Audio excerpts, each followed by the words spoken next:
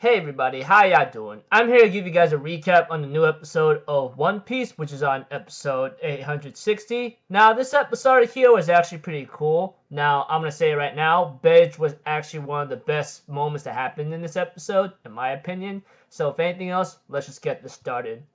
We have to it that Bege and the others are like arriving to Choco Island where Chiffon is at. Oven, on the other hand, gets to the speaker and tells Bege to surrender and try not to put any resistance or y'all gonna die. Well, they're gonna get executed anyway if they even surrender.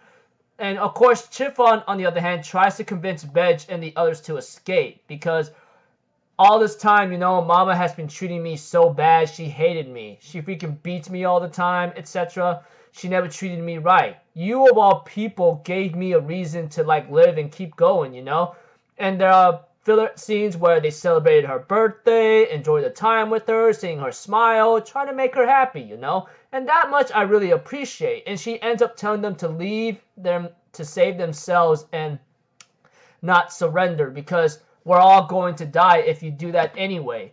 Of course, we have to that Oven shuts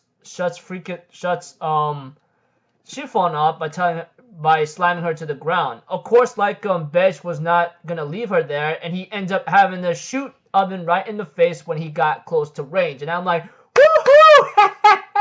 I was laughing so hard because I know Oven deserved that so badly, dude. I mean, a shot to the face literally sent Oven flying to a tree and landed right there.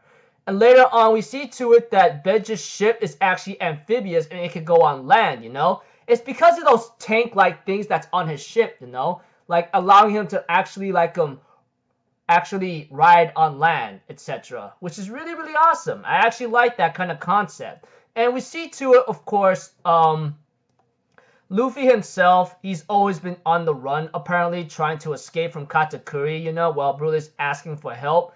And of course, Luffy found a good hiding spot where he's able to rest, etc. And we see to it that Broly is like, what the hell are you doing? Can't you just freaking run off or something if you really want to escape? Of course, Luffy says he could do that, and he was surprised to see that Broly actually knows that information. She says, look, I've been eavesdropping on your butt for a while. Everyone should know by now.